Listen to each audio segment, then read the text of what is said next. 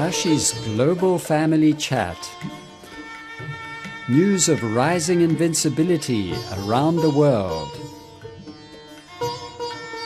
This is the news everyone needs to understand how the trends of time are changing towards peace and prosperity.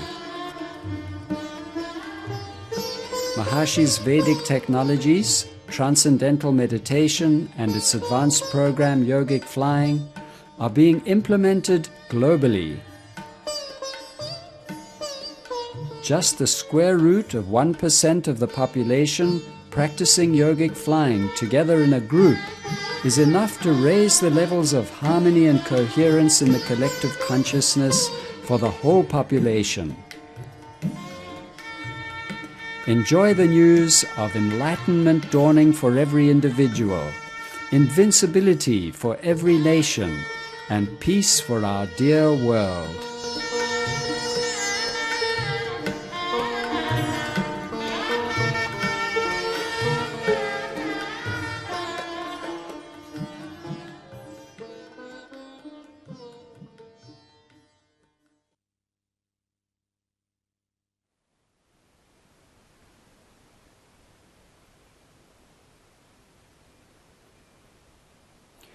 Jai Gurudev, welcome to Maharishi's Global Family Chat on the 9th of July 2016. Today it is a very great joy to welcome Dr. Neil Patterson, who was Maharishi's secretary from almost the time he joined the movement in the early 1970s. He worked very closely with Maharishi all through the decades of Maharishi's work until 2007, in positions of great responsibility, leading the movement in Canada and the United States. And most recently, he has taken up the responsibility of Minister of Administration in the cabinet of Maharaja Adhiraj Rajaram. And today, Dr. Neil Patterson is going to tell us about the history of Maharishi's initiative to create peace in the world. Dr. Patterson is in a unique position to give a really clear vision of what Maharishi did and how he worked to create peace in the world. Wherever Dr. Patterson works, with whatever group he works with, he brings clarity and harmony. And Maharishi always appreciated Canada, the land of Dr. Patterson's birth, as Canada, the land of peace. So it'll be a great joy to hear from Dr. Patterson about how Maharishi created peace in the world.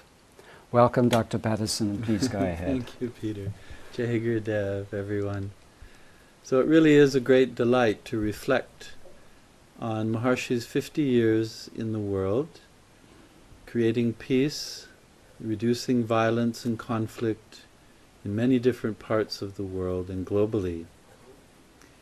And to really understand the significance of all that Maharishi did and how he addressed world events and brought his Vedic wisdom and technologies to address those events, we have to understand the context of the world that Maharishi came into. The first half of the 20th century saw the most destructive wars in the history of mankind, and of course preceded by centuries of conflict all over the world, different parts of the world. But with World War I and then World War II, we saw that level of destruction almost engulf the entire world.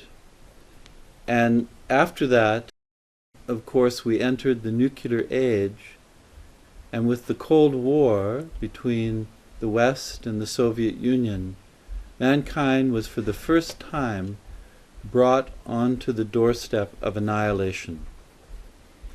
And so it was this world of the potential of total destruction that Maharishi came into to rescue the situation. because the cycle of violence and conflict had become so great that Maharishi had to restore peace on earth. The destructive capabilities had become so great that it was now possible to annihilate all life. And as we all know, peace cannot be created through fear of destruction or military might. Peace can only be brought through peace. I chose this photo because it was taken by a very famous Canadian photographer, Joseph Karsh, in 1960s. And it has a beautiful air of great majesty and authority that Maharishi conveyed, representing the Vedic tradition of knowledge, the Vedic tradition of wisdom, which offers to mankind the means by which the world can again once be brought to a state of permanent peace.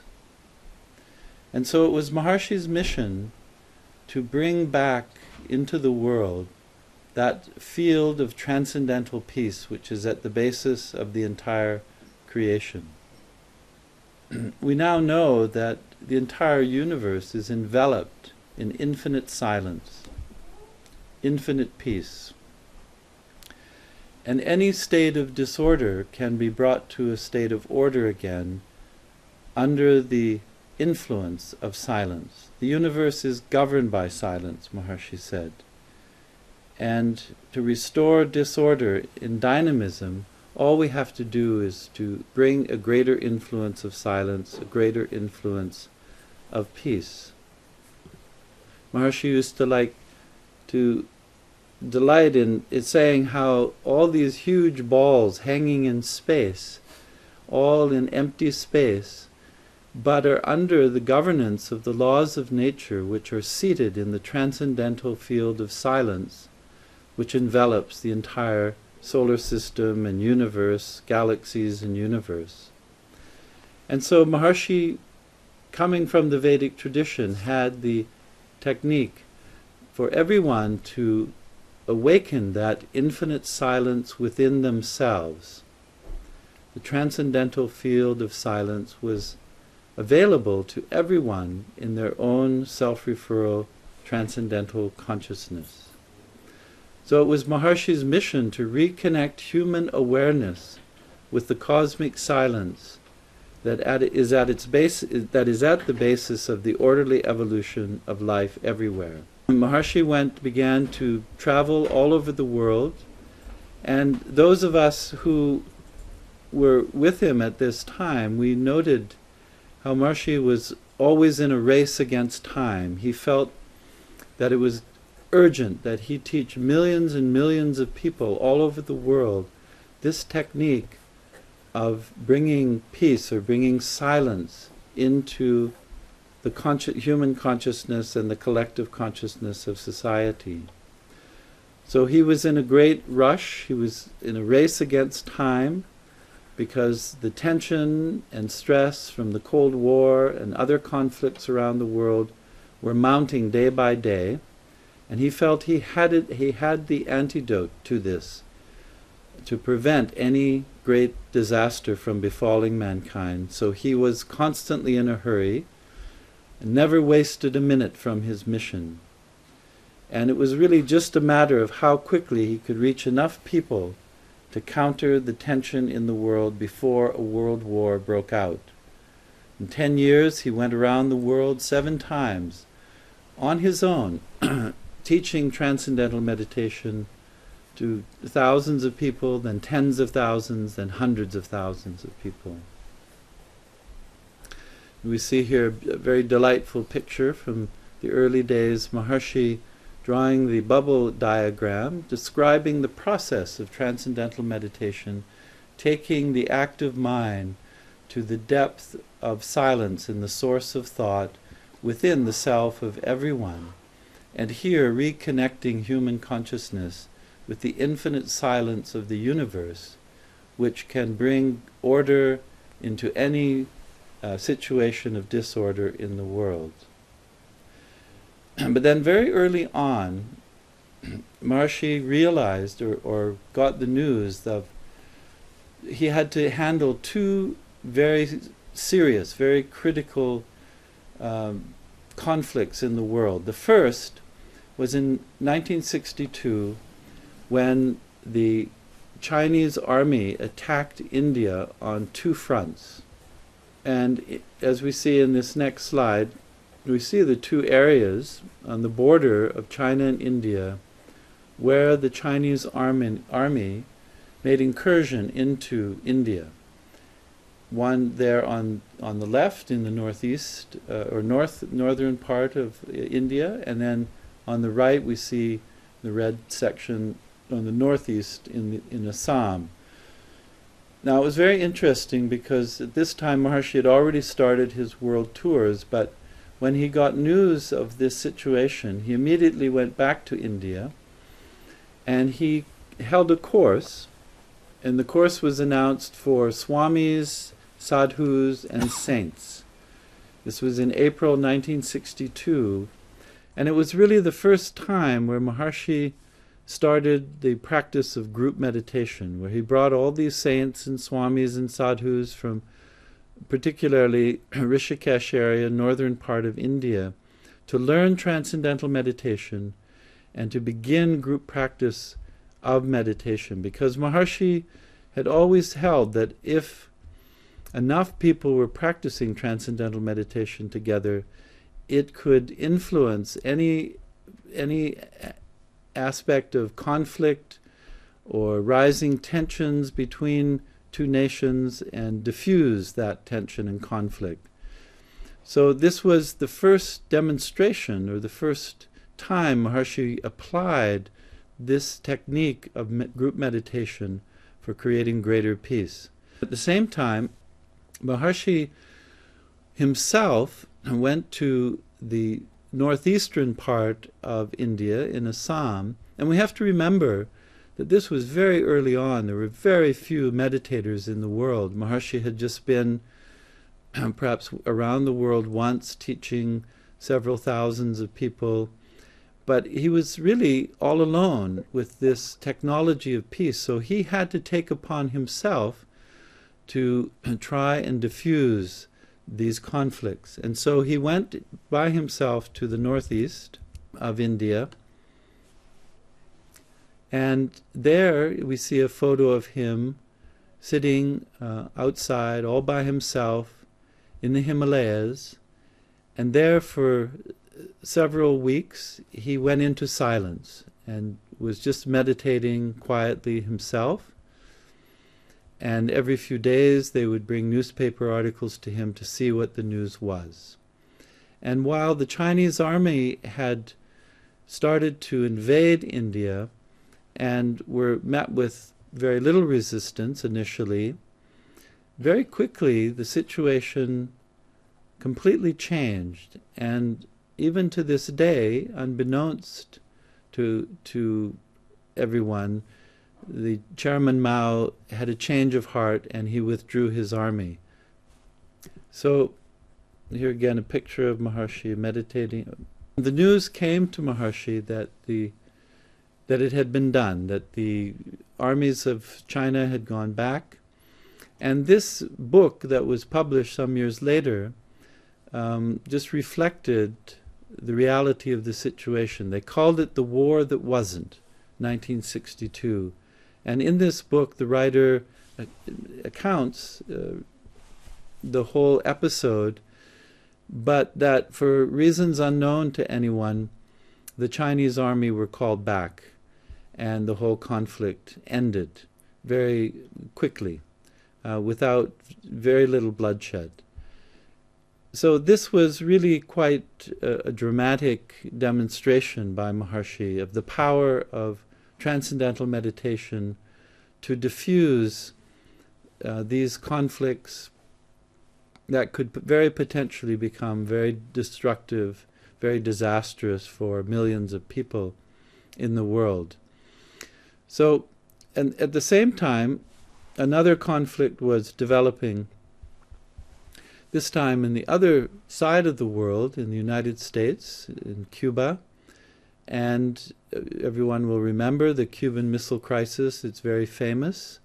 It was when the Soviet Union was putting nuclear missiles into Cuba, and the U.S. had discovered this and were convinced that the Soviet Union were preparing a first strike, nuclear strike against the United States. And the United States President at that time, Kennedy, imposed an arms blockade on Cuba. And this was seen by the Russians, this blockade, as a step to nuclear war. So this was one of the most dangerous times in human history, where the world was on the brink of nuclear holocaust. And so Maharishi, sensing this danger, he also again held a course for just hundreds of meditators, new meditators who he had taught in California, Los Angeles, and this is a course on Catalina Island in 1962. He had started to train meditation guides, individuals who could check people's meditations. This was before he had trained any teachers of transcendental meditation. So they had come to this course, and again, Maharishi had them do long group meditations, and he himself went into silence for many days. And as the news came after about 13 days, 14 days, the news came. These are some pictures of Maharishi during that course. The news had come that the Soviet Union had turned around, and they had agreed to withdraw all the nuclear weapons from Cuba. And once again, the world was brought back from this brink of annihilation through nuclear weapons. And so from this point on, after 1962, Maharishi began in great earnest traveling to all parts of the world, holding more such assemblies for group meditation in different parts of the world. This was in Canada, at Emerald Lake, and this was in Hochkirch in Austria, also in 1962. And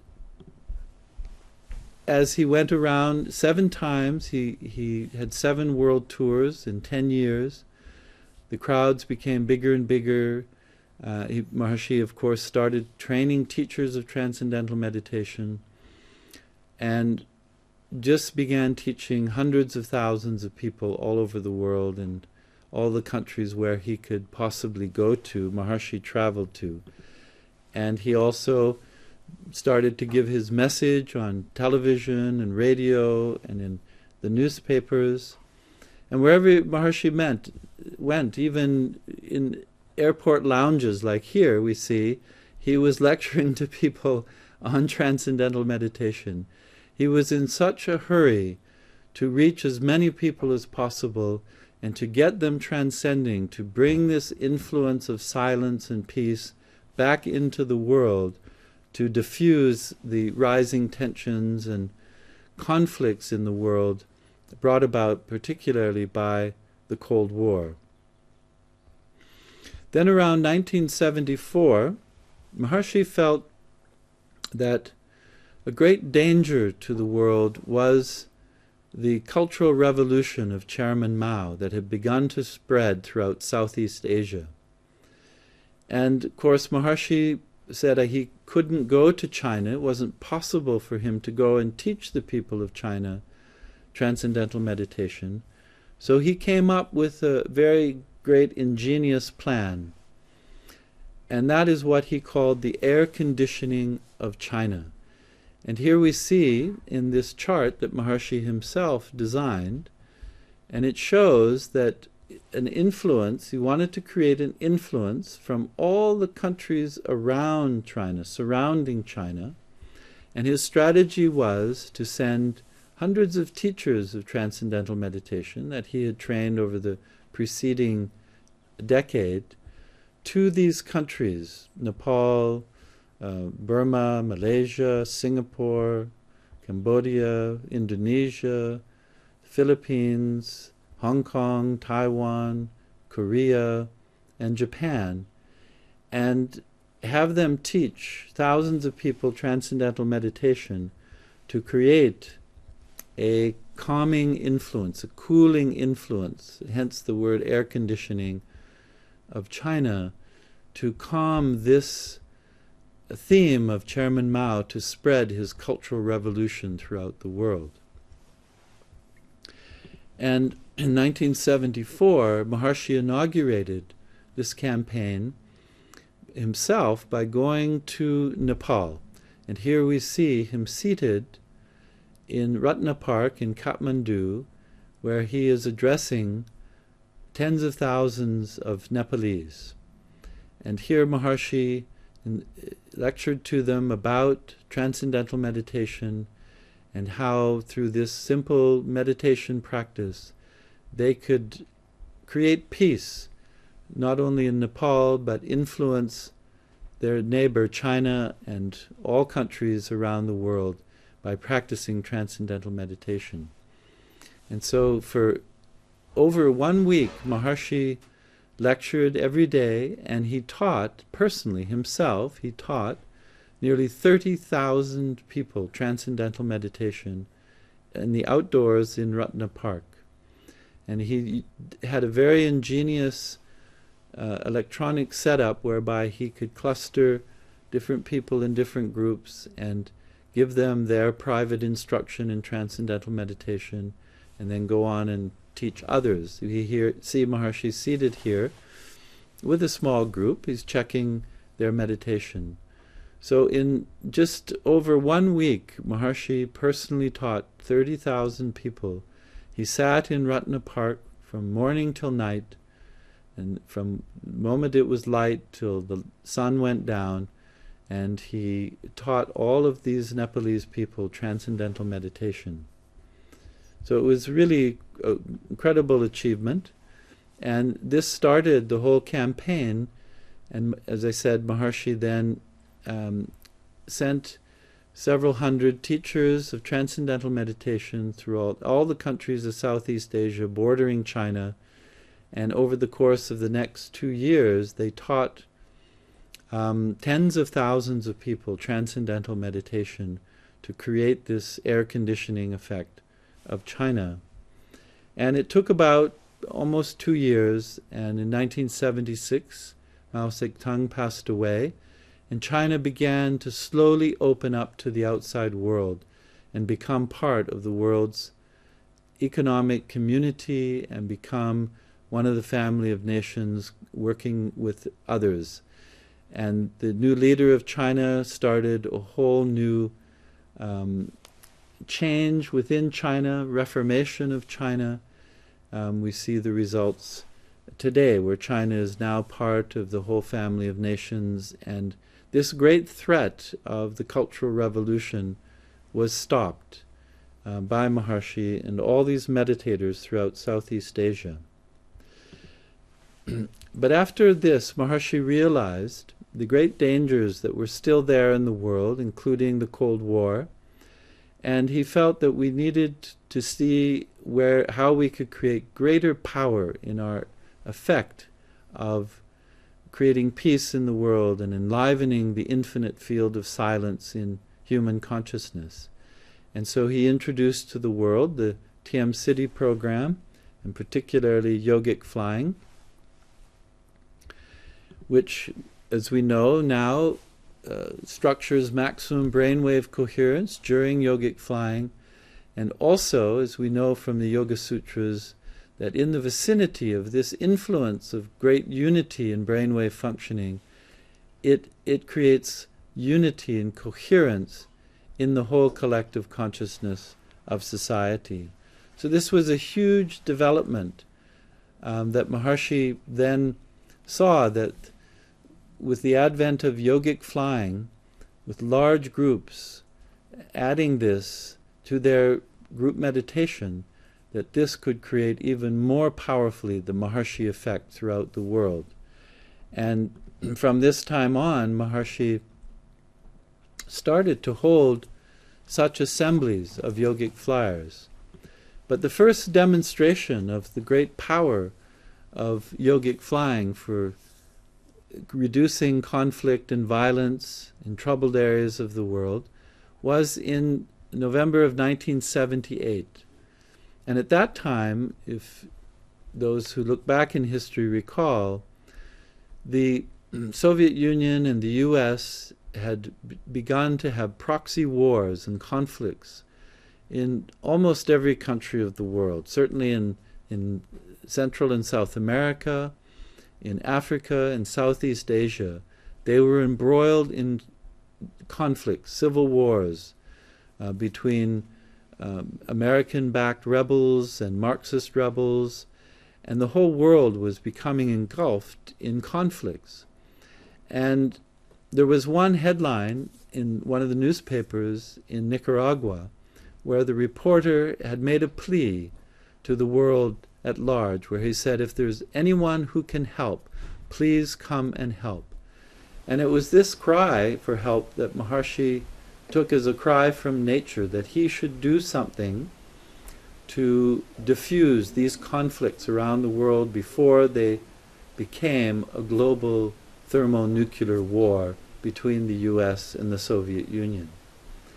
And so in the fall of 1978, Maharishi had hundreds of his governors of the Age of Enlightenment go to the 5 most troubled spots on earth. We see here in this map that, again, Maharishi had created, that shows where they went in Central America, Southern Africa, the Middle East, and in places in Southeast Asia. And there for several weeks and even months, the governors of the Age of Enlightenment just quietly went into their hotels and did group yogic flying every day. And it was the first time also that the scientists started to measure the dramatic effects that took place from this quiet intervention of the peace-creating yogic flyers in different parts of the world. And it was extremely dramatic, the results that took place, where there was no hope for a resolution of these conflicts. All of a sudden, they started to decline, they started to calm down, violence was much less, there was negotiations and discussions going on between the two groups. So it was a really incredible demonstration of the power of group yogic flying for creating peace in conflict areas of the world. Maharishi then felt he had the formula to create this powerful influence of peace throughout the world. But what he realized is that we can't do it on a temporary basis, just go in somewhere, put out a fire, and then come out again. This was not going to be sustaining of peace in the world. But throughout this period of 1979, 1980, 1981, 82, we were continually holding World Peace Assemblies in the United States, in Europe, in India, all over the world. But Maharishi was constantly thinking how to create a permanent group of yogic flyers somewhere in the world that could have a permanent effect. But very interestingly, in 1982, next slide, Maharishi went for the first time to visit the People's Republic of China. And this was an invitation of the University of Beijing to Maharishi International University, and Maharishi, being the founder of the university, came with Dr. Bevan Morris, the president, and professors of the university, and also, for the first time, the Shankaracharya, who had just retired as Shankaracharya, Swami Shantananda Saraswati, came with Maharishi to China. And this was, in my opinion, a great victory march of the Vedic tradition, that they came to China because they had defeated this theme, very destructive theme of cultural revolution. And so Maharishi came to give blessings to the country with the Shankaracharya and to reawaken the collective consciousness of China. And this was very beautifully done. Here we see Maharishi and the delegation at the University of Beijing, where they met with professors and academics about transcendental meditation and about the Vedas and consciousness. And here Maharishi is with the Vice Chancellor. And also at this time, the Chinese were reopening the great Buddhist temples that were still standing. Mao Zedong had destroyed most of the Buddhist temples, and of course it was forbidden to practice Buddhism during his reign. But now, just in these early years after his passing, China began to embrace its Buddhist traditions, and Maharishi and the Shankaracharya were invited to be the guests of honor at the reopening of probably the greatest Buddhist temple in just outside of Shanghai in Nanjing. And so here we see Maharishi and Shankaracharya being greeted by the head Buddhist monks of the temple. And together they went inside and they performed a puja to the Lord Buddha, together, the head monk, together with Maharishi and Shankaracharya ji. And afterwards they met, and Maharishi then explained how transcendental meditation was the essential teachings of the Buddha to gain nirvana, and that now transcendental meditation would come back to China as it had been brought by the early Buddhist teachers, and would re-enliven the spiritual heritage of China in Buddhism, and re-enliven the collective consciousness of China in the infinite silence of creation that would lay the basis for the future progress and evolution and growth of the whole of China. So this was a great, wonderful meeting of the Buddhist leaders, and from that point on, for the next 5-6 years, tens of thousands of people learned transcendental meditation throughout China, and China has continued to grow and become harmonious with the rest of the world, and a part of the whole global family, generating great prosperity and great development and progress for all mankind. Now on this same trip, after visiting China, Maharishi and the delegation went on to the Soviet Union. And here we see a picture of the Patrice Lumumba Friendship University, where Maharishi spoke. This was in December 1982. Maharishi also wanted to visit the Soviet Union, and was hoping that from the visit we would be able to start teaching transcendental meditation also in the Soviet Union, like we were starting now in China. Here's Maharishi and the delegation meeting with the Chancellor of the Patrice Lumumba Friendship University. Maharishi also had meetings at the Academy of Sciences with psychologists and physicists and chemists and different scientists. And it was very good meetings, but very quickly Maharishi realized that it wouldn't be possible to teach transcendental meditation widely in the Soviet Union, in Russia, at this time. And so maybe you can go back one. We went back to Switzerland at that time. The international headquarters of Maharishi's whole global movement was in Salisbury. And Maharishi was at one time very hopeful, particularly about the visit to China and the great possibilities for teaching tens of thousands of people meditation again. But he was concerned that he couldn't influence the Soviet Union from within, and couldn't teach transcendental meditation there, or could not even create an influence from the surrounding countries of the Soviet Union.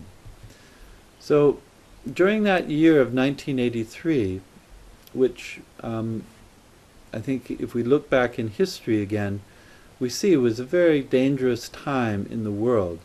A new president in the United States had come into power in 1981, and in 1982 and 83 he was making very strong statements against the Soviet Union and had actually started to have installed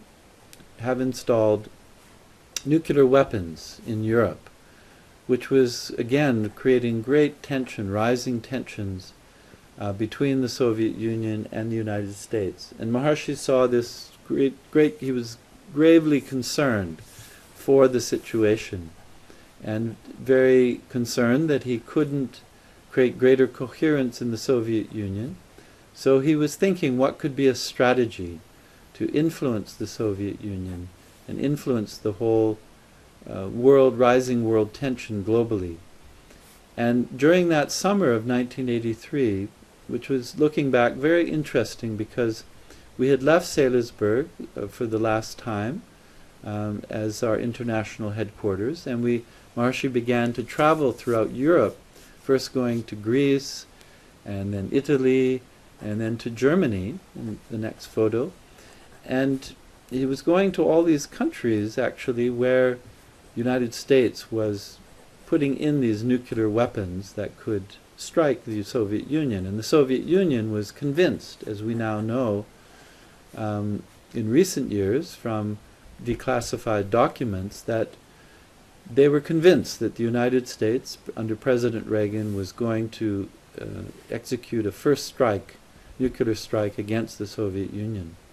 So Maharishi went that summer through all the countries of Europe, including here we see in Berlin. He went to Berlin, and when we arrived at the airport, he said, "Take me to the Berlin Wall and the Brandenburg Gate." Here's the Berlin Wall.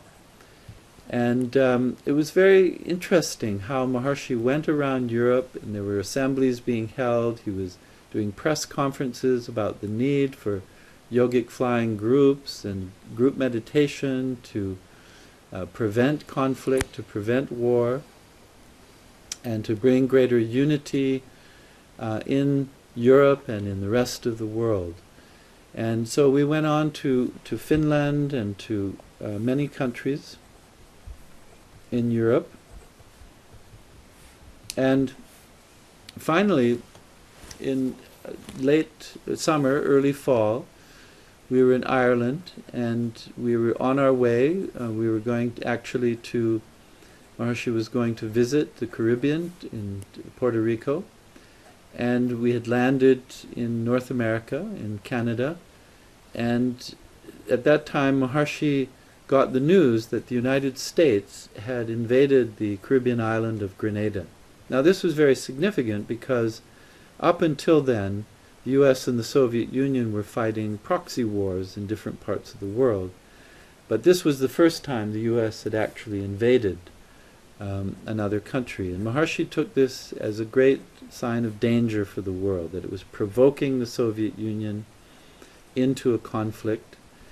And so he suddenly said, "We will go to Washington, D.C."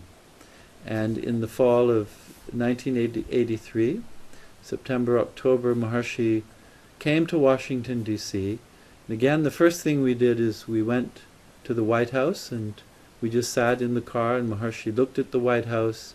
We went on to the U.S. Congress building, and then we went to our facility, the Maharishi International University College of Natural Law at that time.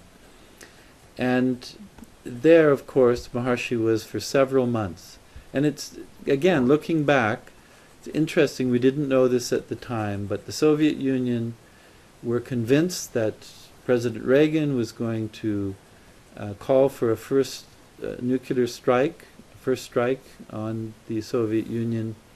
And so the Soviet Union had drawn up plans for a preemptive strike that was to take place in the fall of 1983 against the United States.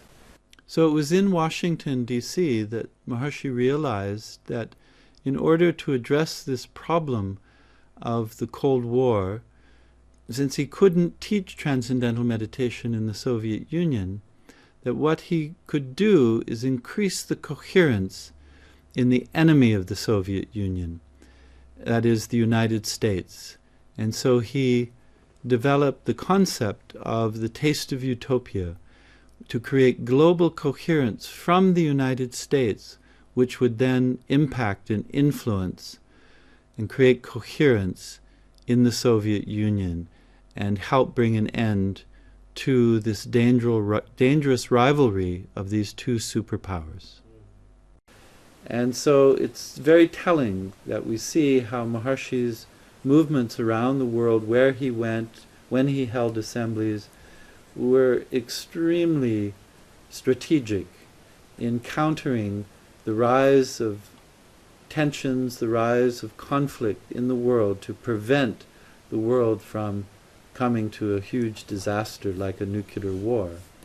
And it was then in Washington, D.C., where Maharishi conceived of the Taste of Utopia conference that took place in December 1983 and January 1984, where for the first time over 7,000 yogic flyers came together to create the Maharishi effect in the entire world. And this created a huge influence of peace and harmony and coherence worldwide, that then in the following years, 1984 and 85, then we saw, again, enormous transformation where the President Gorbachev came into the Soviet Union and he began this outreach to President Reagan, who had called the Soviet Union the great evil in the world. And so he reached out to President Reagan to bring back the world from this brink of annihilation through nuclear arms. And so after this assembly in 1983, again, Maharishi wasn't satisfied that we had created this thawing in the relations between the Soviet Union, but said we had to create a permanent group, a more permanent group that could create this influence every single day, week in, week out, month after month, in order to create a permanent state of world peace. And so over the next couple of years, Maharishi decided that he would create this group in India, and this is Maharishi in the Taste of Utopia Assembly, where the yogic flyers, go ahead, yes, addressing the more than 7,000 yogic flyers, and the yogic flyers in the golden domes at MIU, everyone knows, of course. So Maharishi decided, I have to create a group, permanent group of 7,000, and he decided to do this in India and to train a whole new generation of the traditional Vedic Pandits in both the performance of yogic flying and the performance of yajna. So again, Maharishi reached into the Vedic literature and found where it is that he could add even greater power to the group practice of transcendental meditation, and then it was group practice of yogic flying, and now it was not only yogic flying, but group performance of yajna, this very powerful yajna, Rudrabhishek. And so for almost 5 years, 3 years, where over 7,000 yogic flying Vedic Pandits were together in Maharishi Nagar, just outside of Delhi. This was from 1987 to 1990. We saw this incredible transformation. The world had never seen anything like this before, and no one expected this to happen. But during that period, when 7,000 yogic flying Vedic Pandits were assembled and practicing every day in India, we saw this huge transformation of the world, the end of the Cold War, the fall of the Berlin Wall, the cessation of conflicts all over the world, the end of apartheid, and freedom for tens of millions of people. And if we look back now and we see, look at the news headlines at that time, we see the papers were filled every day with these articles, like we see here at the LA Times, that peace is breaking out all over. And not only was the news reporting on this global phenomenon of peace breaking out all over the world, but they were also saying that the world's leaders and world's analysts and commentators were completely baffled, that they couldn't understand why this was happening at this time. And interestingly, prior to this gathering and training of 7,000 Vedic pundits in India, Maharishi had actually predicted what would happen, and he published this prediction in news articles in the Indian press and in publications, where he stated that this would be this assembly of 7,000 Vedic pundits would put an end to the Cold War and the dangerous rivalry of the superpowers and all that would come with the peace on earth at this time. So it was an incredible time of great transformation. Unfortunately, we couldn't maintain this group of 7,000 yogic flying Vedic pundits because of lack of funding.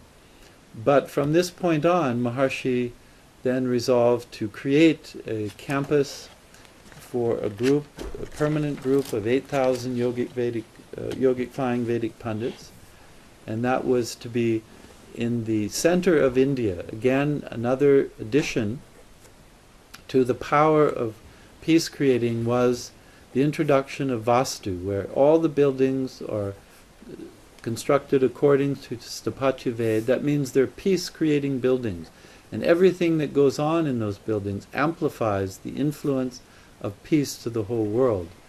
So here we see the campus at the Brahmastan of India, and all of the buildings constructed according to Vastu, Maharishi Sthapatya Veda. And here is the big hall where even today the yogic flying Vedic pundits are performing Ati Rudra Abhishek for peace in the world. And of course, Maharishi said that we have to have the performance of this yagya along with the yogic flying of the Vedic pundits 3 times a day in order to create this powerful influence of peace that will make sure that no conflict in the world rises to a point where it endangers the whole world in violence, and will calm all the various acts of violence that are erupting in different parts of the world. So this is, in brief, and again it's not a complete history of Maharishi's initiative to create peace throughout the world, but it gives us a glimpse of the beautiful, and last slide, beautiful undertaking that Maharishi for 50 years took upon himself in the world to bring about the transformation of the world in the 20th century and to prevent global nuclear war. So, Peter, this was the beautiful review of Maharishi's initiative to create peace in the world and how he addressed certain events. As I said, that this review is a work in progress. We're going to make it even richer and more complete to really see in great detail how Maharishi addressed all these dangers for the world through the Vedic knowledge and through the Vedic technologies of peace. Jai Gurudev.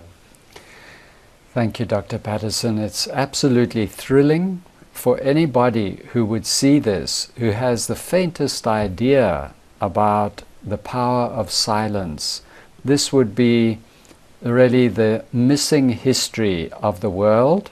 Thank you so much for making it, for presenting it, bringing all the materials together.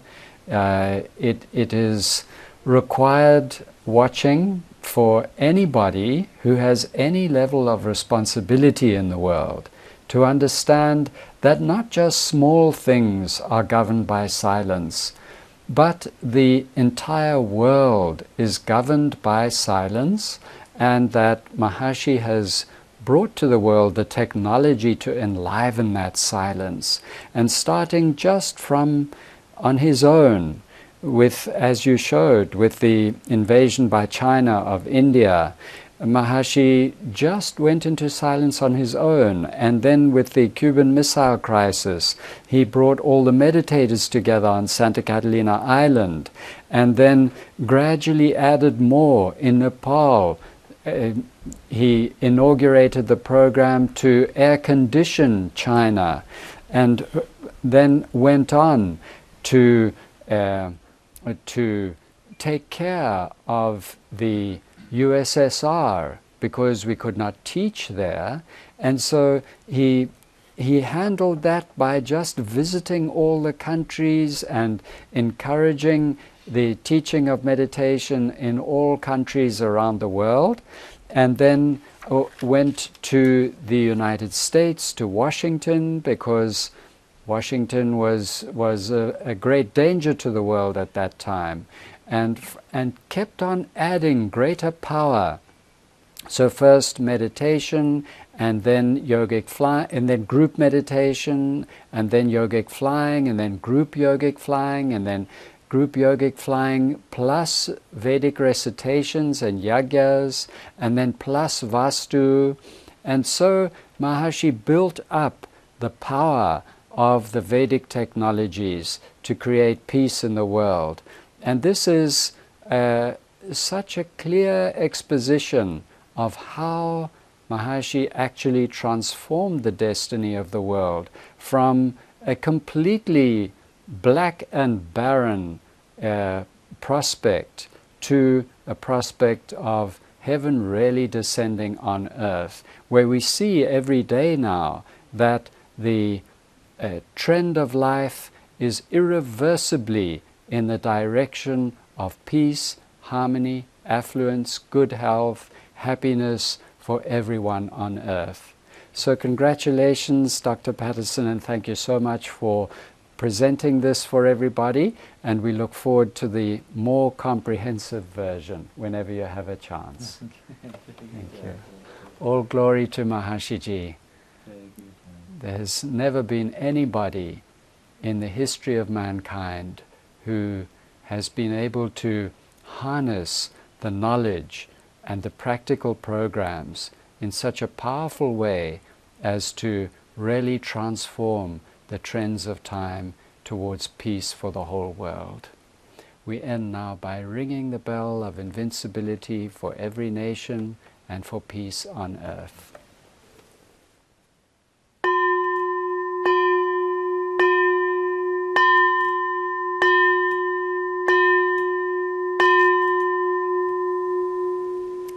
Jai Gurudev.